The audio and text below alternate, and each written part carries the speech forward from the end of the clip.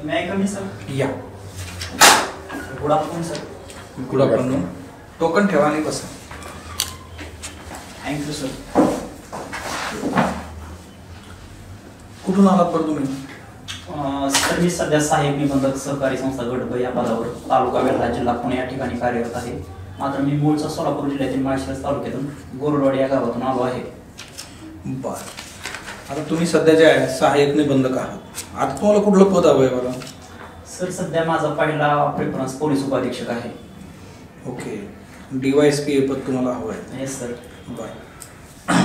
महाराष्ट्रामध्ये किंवा ओव्हरऑल आपण भारताचा जर विचार केला होता तर क्राईम कशा पद्धतीने बदलत आहेत बरं सध्या? आताचं क्राईमचं स्वरूप कसं आहे?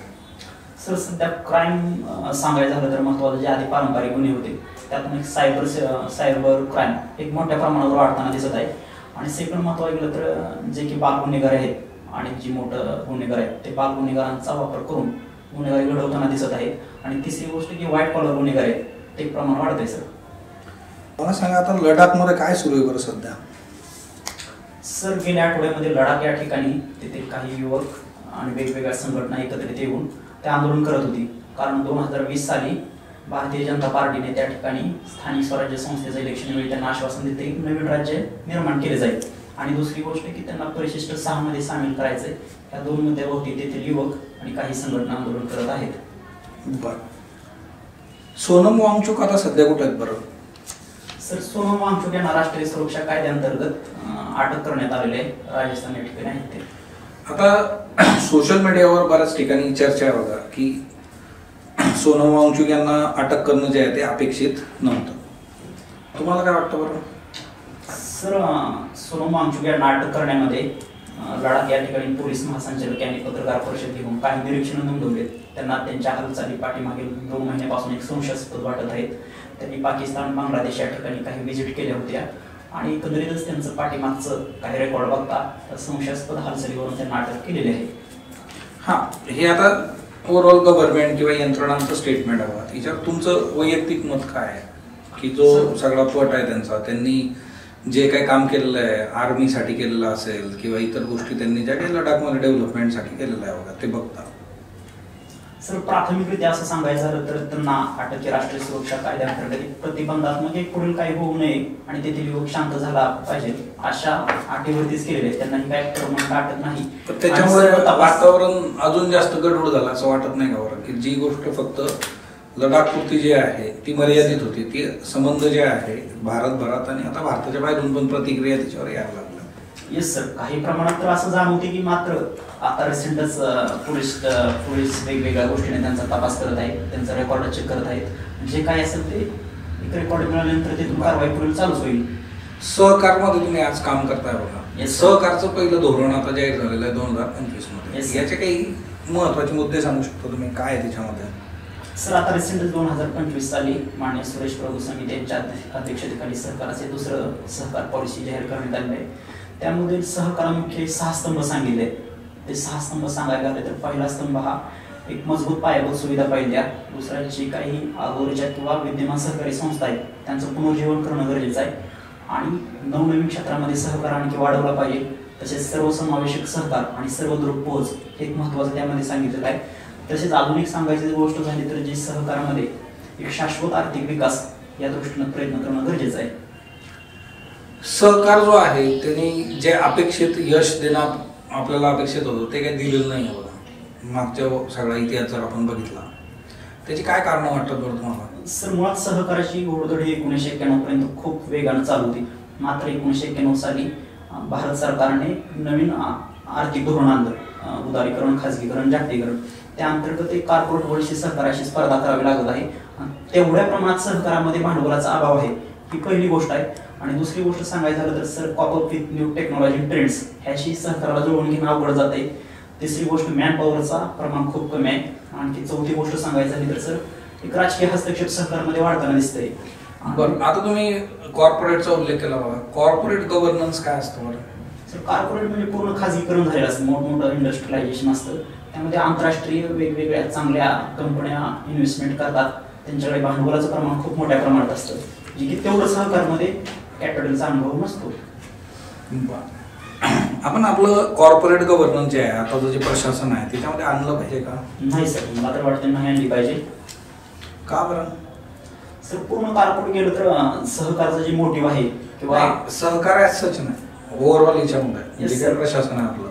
सर महत्वाचं सांगायला गेलं तर जे कॉर्पोरेटचा उद्देश असतो त्यांचं पहिलं टार्गेट असते की प्रॉफिट कमवणं, आणि सर्वच गोष्टीत प्रॉफिट किंवा एक प्रोफेशनलिझम हे तत्व न आणता की सर्वसमावेशक वंचित घटक असतील किंवा सगळ्यांसाठी महत्वाचं हे सरकार असलंच पाहिजे आणि त्याप्रमाणे यंत्रणा चालली पाहिजे सगळीकडे. बर, मला सांगा पोलीस उपाधीक्षकचे पद आहे बघा आता आपलं, ओके, ह्या पदाची काय कर्तव्य आहेत बरं?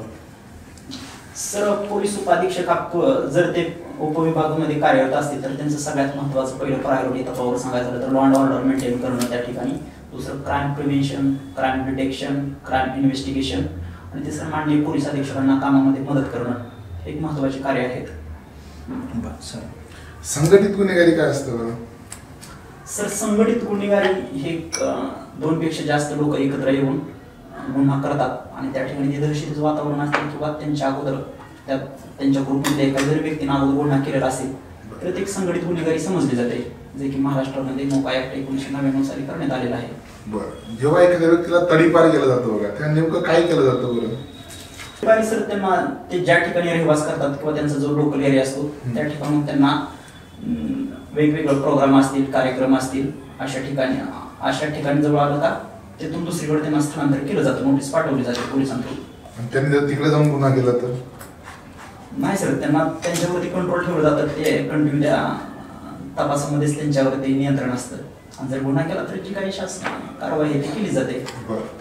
सोलापूर हा सीमावर्ती जिल्हा आहे बघा, इतर राज्याची सीमा त्यांना लागून आहे ना? Yes sir. हा, तर सीमावर्ती जिल्ह्यांच्या काय समस्या असतात? सर सोलापूर जिल्ह्याची सीमा ही महत्वाची कर्नाटक राज्याशी चालू आहे, कर्नाटक राज्याशीच आहे, आणि समस्या सांगायचं झालं तर जी काही सीमावर्ती गाव आहेत त्या गावामध्ये कंटिन्यू द्विभाषिक लोक असतात आणि त्यांचा जो विकास बेसिक इन्फ्रास्ट्रक्चर आहे ते तेवढ्या प्रमाणात डेव्हलप झालेलं आहे. दरम्यानच्या काळामध्ये भारताच्या चेंगराचेंगरीच्या घटना आहेत बघा, त्या खूप जास्त वाढल्या, त्या कमी करण्यासाठी काय केलं पाहिजे बघा? सर त्या कमी करण्यासाठी प्रायोगिक तत्वावर जे काही शासनाचं किंवा पोलीस स्टेशनच्या सुरुवातीला परमिशन घेतली पाहिजे आणि नियम अटी आहेत त्या ते पूर्ण 100% फॉलो केले पाहिजे त्या. आणि तिसरी गोष्ट, जे कोणी जो प्रोग्राम अरेंज करणार आहे किंवा जे काही सभा अरेंज करणार आहे त्यांनी स्वतः पण त्याविषयी काळजी घेणं गरजेचं आहे आणि लोकांनी पण महत्वाचं की अवेअरनेस ठेवणं गरजेचं आहे की आपण त्या ठिकाणी सभेला गेलो तर आपलं हेल्थ इम्पॉर्टंट आहे, गर्दी किंवा ह्या गोष्टी तुम्ही अलीकडे डिजिटल मीडिया हे टीव्हीवरती पण पाहू शकता, जे की प्रत्यक्ष ठिकाणी उपस्थित राहून. बरं, आपण डिझास्टर म्हणून घोषित करू शकतो का बरं चेंगराचेंगरीला? येस सर, ते डिझास्टर घोषित करण्यासाठी पण काय हे नाही, करू शकतो आपण. सध्या भारतात कुठल्या कुठल्या गोष्टींना आपण डिझास्टरच्या कॅटेगरीमध्ये टाकले बरं? सर डिझास्टरच्या कॅटेगरीमध्ये महत्त्वाचं सांगायला नैसर्गिक आणि मानवनिर्मित या दोन गोष्टींना आपण टाकलं आहे. नैसर्गिक तर पूर आहे, भूस्खलन होऊ शकतं किंवा भूकंप आहे, दुष्काळ आहे, आणि मानवनिर्मित ज्या वेळेस वेगवेगळ्या घटना होतात, मोठा बॉम्बस्फोट असतील किंवा इतर मानवाप्रमाणे मोठ्या गोष्टी होत असतील त्या मानवनिर्मित मध्ये असू शकतात. असू शकतात. बरं, बदमाशांनी जर का हल्ला केला त्याला आपण डिझास्टर म्हणू का बरं? डिझास्टरच्या कॅटेगरीमध्ये येतं का? सर असं काय ऍक्ट नुसार तर येत नाही, परंतु एक मधमाशांनी तर किती प्रमाणात हल्ला केला ह्यावर ते डिपेंड आहे. बरं, ठीक आहे. तुम्ही BA केले ना? Yes sir. सब्जेक्ट कुठले कुठले तुमचे? माझं पॉल सायन्स हा विषय होता, त्यामध्ये महत्वाचा माझा पहिला सब्जेक्ट पब्लिक ऍडमिनिस्ट्रेशन होता, दुसरा भारतातील राजकीय व्यवस्था, तिसरा भारताचे संविधान होता आणि चौथा भारताचे राजकारण आणि आंतरराष्ट्रीय संबंध. बरं, टॅरिफ हा शब्द सध्या चर्चेत आहे बघा, काय असतं टॅरिफ म्हणजे एक्झॅक्ट? सर सध्या टॅरिफ चर्चेत सांगायचं झालं तर अमेरिकेने भारताला 50% टॅरिफ लागलेला आहे. जे काही भारतामधून अमेरिकेमध्ये गोष्टी निर्यात केल्या जातात त्याला त्या ठिकाणी अमेरिकेमध्ये आयात शुल्क म्हटलं जातं, ते 50% आयात शुल्क लावले. उदाहरण सांगायचं झालं तर एक भारताची 100 रुपयाची वस्तू असेल तर ते अमेरिकेतील लोकांना आता 150 रुपयाला भेटणार. का लावलं जातं बरं टॅरिफ? सर टॅरिफ लावायला काही महत्वाचे कारण आहेत. पहिलं कारण सांगायचं झालं तर त्या ठिकाणी त्यांचे जे स्थानिक माल आहे त्या मालांना संरक्षण करणं, तसेच अनेक गोष्टी आंतरराष्ट्रीय किंवा डिप्लोमॅटिक राजकारण ह्या दृष्टिकोनातून लावले जातात. बरं, सध्या जे भारतावर टॅरिफ लावले बघा त्याचं कारण काय? सध्या भारतावर सर टॅरिफ लावण्याचं मुख्य कारण आहे की माननीय डोनाल्ड ट्रम्प यांनी सुद्धा सांगितले की भारत हा रशियाकडून जास्तीत जास्त तेल आयात करत आहे, तेल आहे तुम्ही कमी करावं यासाठी प्रेशर टाकलेलं आहे आणि त्या प्रेशर थ्रू त्यांनी टॅरिफ लादलेलं आहे. नोबेल प्राइज दिलं पाहिजे का बरं डोनाल्ड ट्रम्प यांना? सर मला वाटते की काही त्यांचं सर्व जीव नोबेल देणारी समिती असते त्या समितीने सगळं त्यांच्या गोष्टी चेक करूनच त्यांना दिलं पाहिजे. तुमची हॉबी कुठली आहे बरं? सर माझी रेसलिंग हॉबी आहे. बरं, रेसलिंग जे आहे आपल्याला महाराष्ट्रातले जे मल्ल आहेत ते आंतरराष्ट्रीय स्तरावर तेवढेसे दिसत नाही जेवढे आपल्याला नॉर्थ मधले दिसतात. त्याचं काय कारण आहे बरं? सर मुख्य कारण सांगायचं झालं तर महाराष्ट्रातील मल्ल हे त्यांची सुरुवातीपासून कुस्तीची जडणघडण माती विभागातून होते आणि आंतरराष्ट्रीय किंवा राष्ट्रीय स्तरावर सगळ्या स्पर्धा आता मॅटवर होत आहेत आणि ते उत्तरेकडील मल्ल जास्त यशस्वी होताना दिसणार. त्यांना मुख्य रिझन आहे की ते लहानपणापासूनच त्यांची पूर्ण प्रॅक्टिस हे मॅट विभागातून होते. त्यांना प्रॉपर कोच मिळत आहे, डायटिशियन मिळत आहे आणि एक डायरेक्शन भेटते. त्यापासून त्यांचं टार्गेट गोल हे सेट असतं. त्या दृष्टिकोनातून ते प्रॅक्टिस करत असतात. जास्तीत जास्त सिलेक्शन नॉर्थ इंडियामधून होताना दिसते. मला सांगा तुम्ही मुक्त विद्यापीठातून तुमचं ग्रॅज्युएशन केलेलं आहे का बरं? सर मला सुरुवातीपासून स्पर्धा परीक्षेमध्ये येण्याचं हे माझं होतं. परंतु ते करत असताना मला BSc ॲग्रिकल्चरला ॲडमिशन घ्यायचं होतं आणि BSc ॲग्रिकल्चरला ॲडमिशन घेताना ही खूप लेट प्रोसेस झाली. ॲग्रिकल्चरला मला एक जवळच कॉलेज असून MPC अभ्यास करण्याचा होता. परंतु ते बाहेर कॉलेज मिळाल्यामुळं मी परत यशवंतराव चव्हाण महाराष्ट्र मुक्त विद्यापीठामधून BA केलं आणि स्पर्धा परीक्षेचा अभ्यास स्टार्ट केला. चालेल, येऊ शकतो तुम्ही. Thank you sir, have a good day.